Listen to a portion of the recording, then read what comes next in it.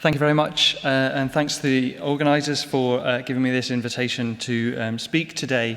I have no conflicts of interest to disclose. So we've already heard the definition of endocrine disruptors, so I don't really need to go through exactly what they entail. But what I should just point out is that much of the discussion that we've had so far relates to endocrine disruptors that are potentially affecting humans, which are environmental endocrine disruptors to which we're exposed at relatively low levels. But we also need to bear in mind that we're also exposed to other chemicals and agents which we're exposed to in relatively high levels. And we take these at certain points during our lives, and this would include the medications. And I'll talk a bit about medications as well as some of the general endocrine environmental disruptors. So when we think about the risk of an endocrine disruptor, we think about the types of studies that we might want to do to investigate these, and we can think about them as either epidemiological studies or experimental studies. And both types of approach have their advantages and also their disadvantages.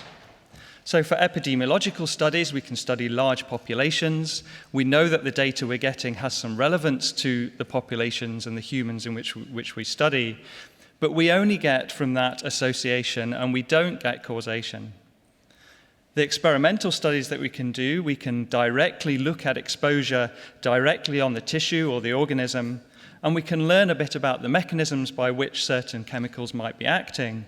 But what we don't get is necessarily always the relevance to the real-life situation in humans. So we have two ways of studying potential endocrine disruption, both of which we have to think about in terms of the good and the bad. So Paul's already alluded to some of these challenges that we face when we try to determine whether studies into endocrine disruptors might be relevant to humans, because many of the studies are done in a variety of different species relating to either rodent, primate, or human, and indeed others. The developmental stage is important. How the individual is exposed is also important, and the effects that we're looking at may be short-term or may be long-term. We also need to think about the experimental system that we use, so many of the studies will revolve around either in vitro or in vivo studies, but these will also have caveats to their interpretation. So again, we're going to focus on reproductive disorders as our way of studying endocrine disruption, because reproductive disorders in males quite often have an origin in fetal life, and they can present as disorders at different stages throughout life. And one of the key factors behind these disorders that will present at all these different stages is that they are associated with a reduction in testosterone, which can be measured either by measuring the testosterone directly or by a readout of testosterone, such as the anogenital distance, that you can measure after birth. So what are the effects of in-utero exposures in terms of testosterone production in the fetus? So I'm going to start with chemicals that you've heard a little bit about already. These are chemicals known as the phthalates. And phthalates are plasticizing chemicals that can be found in many different common household items. The metabolites of these phthalates can be found in pregnant women during pregnancy, and they've been proposed widely as reproductive endocrine disrupting chemicals. And some of the data that supports the role of phthalates in reproductive disorders comes from the epidemiology. So, for example, this is a study called the TIDE study, which looked at 365 individuals, and they measured urinary phthalate levels in the first trimester of pregnancy. They then measured the AGD in the male offspring, and what they found is that there is a reduction in the AGD in those with the higher levels of a metabolite of one of the phthalates called DEHP, but there was no reduction in the anogenital distance in association with another phthalate called MBP, which is a metabolite of DBP. So that seems relatively straightforward. But then if you look at the results of other studies, so this is another study done by the same group, 134 individuals. This time they measured the urinary phthalate levels during the second and third trimester, and again measured the AGD at birth. And what you find is that this time, the metabolites of the DBP, so MBP, is actually associated with a reduction in agenital distance, whereas the metabolites of DEHP are not associated with a reduction in AGD. So the two different phthalates have come up with two different results in these studies. So it does beg the question, what is the relevance of phthalate exposure in terms of male reproductive disorders? So we can turn to different species and look at experimental models of phthalate exposure. And this is just an example to highlight the important considerations that need to be taken into account when you're choosing your species for testing. Because if you expose a rat, and many studies have been done exposing rats to phthalates, in this case DBP, in late gestation, what you'll find is that there's a reduction in testosterone. There's evidence of cryptorchidism and hyperspadias in the offspring. If you do the similar type of study in the mouse, this time with much higher doses of DBP, what you'll find is that exposure during late gestation does not result in either a reduction in testosterone or either of the reproductive outcomes that you will see in the rat. So species is critical when thinking about endocrine disruption. But it's not just species, but it's also the way in which the experiments are performed. So here's an example of in vitro studies using rat and human fetal testis, where they've exposed using the same paradigm, which is essentially fetal testis during, in the rat, E14.5, which is mid-gestation, and they've exposed to MEHP, and then measured the testosterone levels. And what you can see is that in vitro, if you expose the rat fetal testis to MEHP, you get a reduction in testosterone production, which is a dose-response reduction, similar to what you find when you do the same study in vivo. But in the human fetal testis, when you expose between 7 and 12 weeks of gestation, there's no reduction in testosterone production. So does this mean that the human fetal testis is not susceptible to effects on testosterone by MEHP and by phthalates? Or is this to do with the fact that it's an in vitro system? So we wanted to explore this further, and in order to do that, we wanted to design an experimental system that allowed us not just to do in vitro, but to get as close as we possibly could to an in vivo model.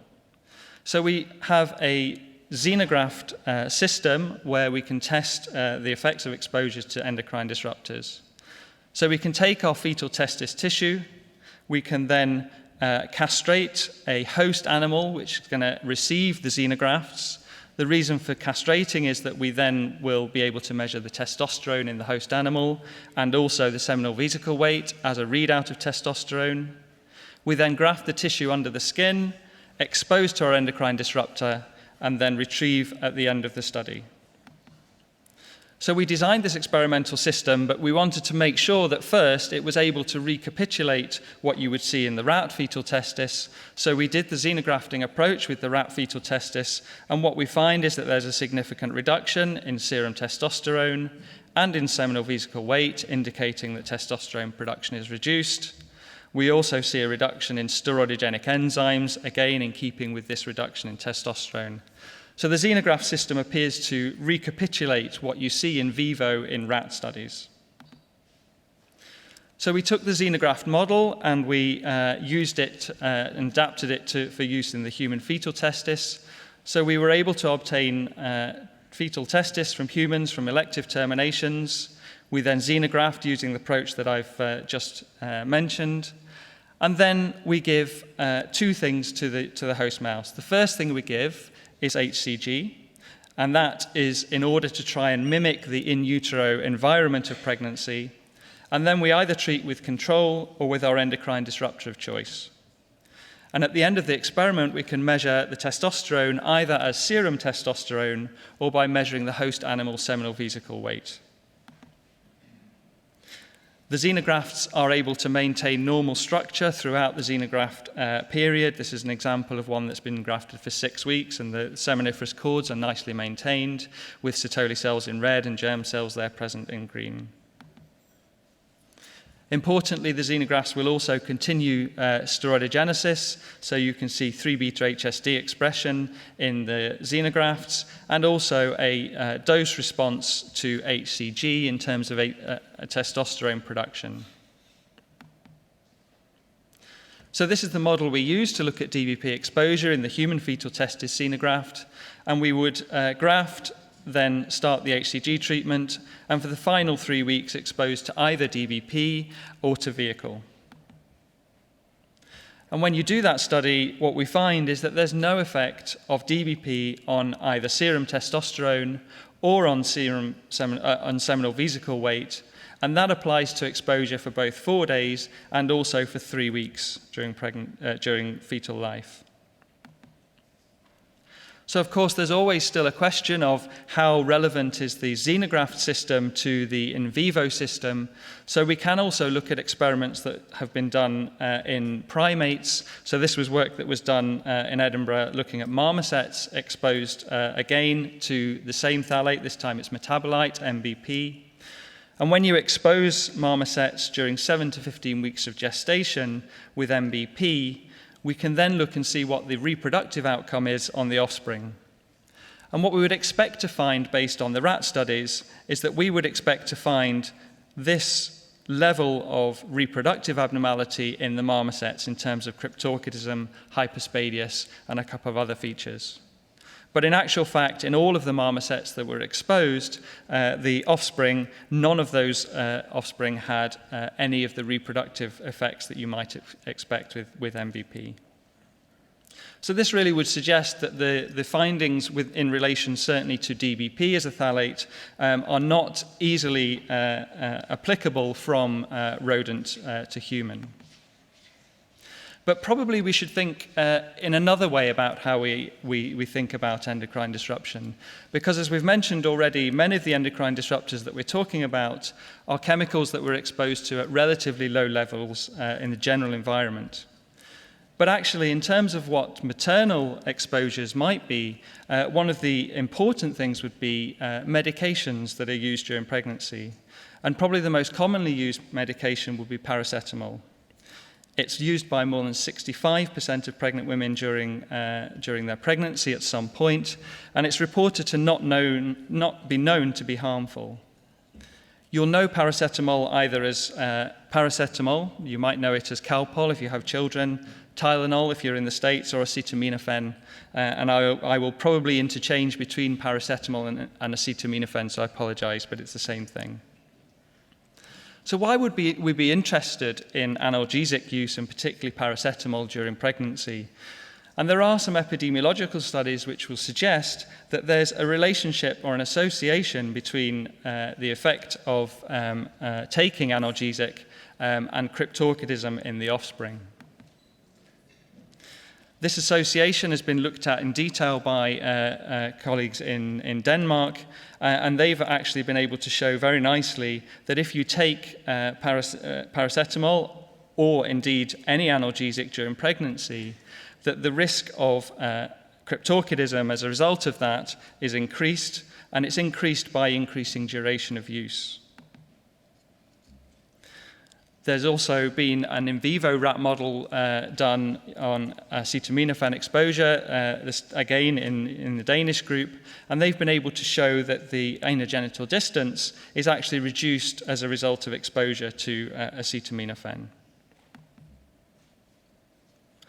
So in terms of in vitro models, there are in vitro models that have been produced again by a combination of the Danes and the French, and they've been able to show that in the rat fetal testis at E14.5, if you expose to paracetamol in vitro, you again see this reduction in testosterone production. In terms of the human fetal testis, a similar approach has been used for in vitro, and this has not been able to show an effect of paracetamol or one of its metabolites on testosterone levels. So you can see here the red bars are indicating those that are paracetamol metabolites. So these in vitro models of acetaminophen exposure again suggest that there are effects in the rat, but suggest that these are not the case for the human fetal testis. So we were interested again in using our xenograft model to look at acetaminophen exposure in the human fetal testis. And so we took, again, a similar type of regimen using HCG and then exposure to acetaminophen. And we exposed to 350 milligrams per kilogram once a day, which many of you will know is a huge dose of paracetamol. It would probably kill you before you gave any reproductive effects. But we wanted to see if there was any potential effect. And what we found was that there was no difference in the overall morphology and structure of the testis, but we did see a reduction in the seminal vesicle weight, which indicated that over the duration of the exposure, testosterone production had been reduced. We didn't see a reduction in the testosterone, but this may be in part related to the dosing schedule that we used for this particular high-dose exposure. But that's probably not so important in terms of how this might be relevant to humans. So we wanted to do the same thing, which was this time 7 days exposure to paracetamol, this time 20 milligrams per kilogram, which is the dose that you would take during pregnancy. And what we find when we measure the level of paracetamol during this study is that the level of paracetamol is well below that you would expect to find in the plasma of a pregnant woman who'd taken paracetamol, so well within therapeutic range. And what we find is that there's a significant reduction in testosterone and seminal vesicle weight as a result of 7 days exposure to a therapeutic dose of paracetamol. So the next question becomes, if that's the case for 7 days, what happens if you take paracetamol for just a single day, which is probably how most pregnant women would take paracetamol? So again, we did the same experiment, but this time with 1 day, 20 milligrams per kilogram per day. And what you find is, once again, the level of paracetamol is well within that expected in the serum of pregnant women who'd taken paracetamol. But this time, we didn't see any effect on either testosterone or on seminal vesicle weight, suggesting that it's prolonged use of paracetamol that could have the potential to reduce testosterone. So in order to try and understand how this might be happening, we turn back from the human to the rodent, and we go back to the rat, and we look to see how this might be occurring. So we exposed rats at E13.5 and to acetaminophen, and we then measured testosterone and anogenital index just to ensure that we were still having the suppression of testosterone that we would expect in vivo. And indeed, we have a reduction in intratesticular testosterone and a reduction in anogenital index. So one question would be, how is this working in terms of Leydig cell number? Is it just purely a direct toxic effect of paracetamol on the Leydig cells? So we looked at the staining for 3-beta-HSD, a Leydig cell marker, and SOX9, a Sertoli cell marker, and we did quantification both of the Leydig cell to Sertoli cell ratio and also counted Leydig cells per area, and with both methods there was no clear effect on Leydig cell number, suggesting this isn't a direct toxic effect on the Leydig cells. So in order to try and establish further how this might be working, we looked at the acetaminophen exposure again in the rat fetal testis, and this time we looked at the steroidogenesis effect. And what we find when we look at the steroidogenic enzymes is that CYP11A1 and CYP17A1, two very key enzymes in the steroidogenic process, were significantly reduced by exposure to paracetamol. There was no effect on STAR or 3-beta-HSD, and in terms of Sertoli cell markers, as you'd expect, there's no effect, and also other Leydig cell markers such as INSUL3, there was no effect. So this appears to be an effect on steroidogenesis. So having said all that, it's important really just to give some degree of perspective, I guess, on what this data might suggest, because what we've been able to show is that there is a reduction in testosterone in the human fetal testis by exposure to paracetamol. What we're not able to say is what degree of testosterone suppression do you need to result in the reproductive disorders that the epidemiology might suggest. And in fact, it's also important to bear in mind that pain and fever should be controlled during pregnancy because they're also harmful to the fetus. So in terms of what we do with this information, we can formulate this into some kind of a recommendation, which is that if necessary, acetaminophen should be used at the lowest dose possible for the shortest duration possible. So if we come back to the challenges that I mentioned at the beginning of the talk, it's really just to highlight that some of these we've dealt with over the course of the talk in terms of differences between species, different developmental stages, and importantly, how the exposure is done. We've talked about in vitro versus in vivo exposures, and what I haven't talked about today, which has been covered in some detail in the previous talks, is the fact that we are actually exposed to a complex mixture of endocrine disruptors. And so the data that I've shown you so far is just single agent exposures, and that we must be really thinking in terms of the overall exposome. So just to summarize, many factors in study design can influence the results of effects of EDC exposure, and the models that effectively can reflect real-life human exposure are still required. Recommendations for guidelines of potential EDCs should involve multiple sources of evidence and should take into account the limitations of those sources of evidence. And with that, I would like to thank other members of my team and other members of the CRH and other collaborators and my funders. And thank you.